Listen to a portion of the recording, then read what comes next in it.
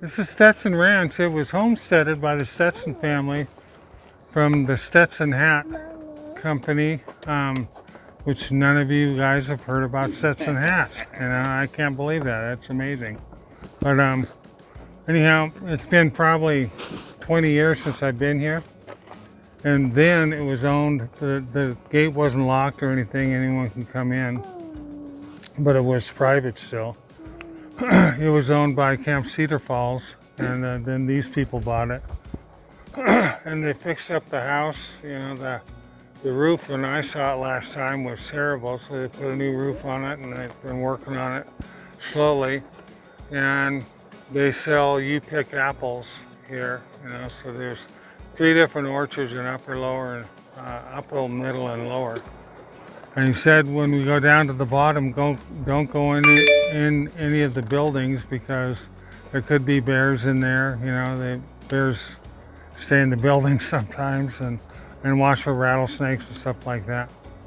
So, and Edison was just down here not too long ago, so they kind of messed with the roads.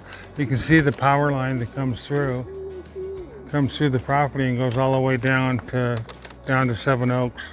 It's actually called Stetson Creek Ranch. So it's named after the creek, and we might see the creek down here. You can see over there, that's Keller Peak. You can see the fire lookout on top of that peak. Yeah, it's kind of neat. And those fire lookouts are open for visitors and stuff. They have volunteers that go up there and man them during the day. So you have to get up there before like 4 or 5 o'clock because they go home at night. Is that the one you go up from Running Springs? Yeah. Yeah. Yeah. Okay, from what I remember, there was a swimming pool down here, but maybe there wasn't. I have to ask Bob about that. But this is, you can see all the concrete squares down here. They would sell these squares. You donate some money, and then you could put a square and write what you want on the square, and that's what they use for a fundraiser. But this was the Boy Scout camp portion of the property, and you can see there were some refrigerators, freezers over there. Over there's the 1977 camp counselor on the side over there. Oh, is that right? 1970, yeah. 77. Yeah, it's deteriorated. It's really sad, but you can see the power lines keep on going through the property over there, and they have electric meter down here, which is kind of cool.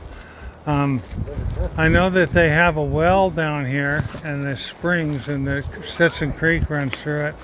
I don't know if it runs year round or not, but there is a lot of groundwater here, so that's one thing they do have is a good supply of water. That's good. And Bob, when he was here, I guess my friend that was a caretaker here and kind of a maintenance guy for the Boy Scouts.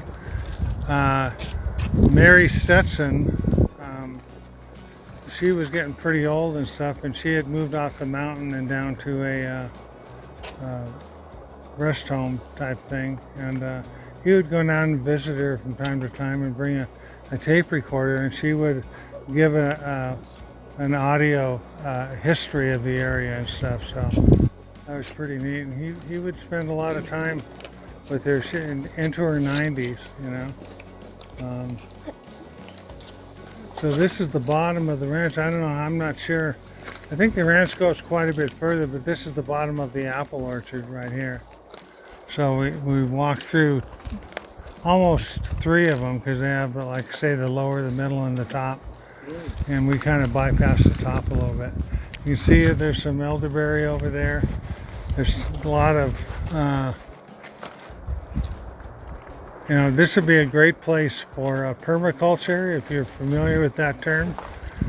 Permaculture is where you don't have to keep, you plant crops that'll tend to themselves. So because there's so much groundwater here and there's sunlight and shade and stuff, you could plant some crops in some areas and come back and harvest them year after year. And basically like the apples are, but the apples are not native. And but you could plant native plants out here that they can come back and harvest year after year after year.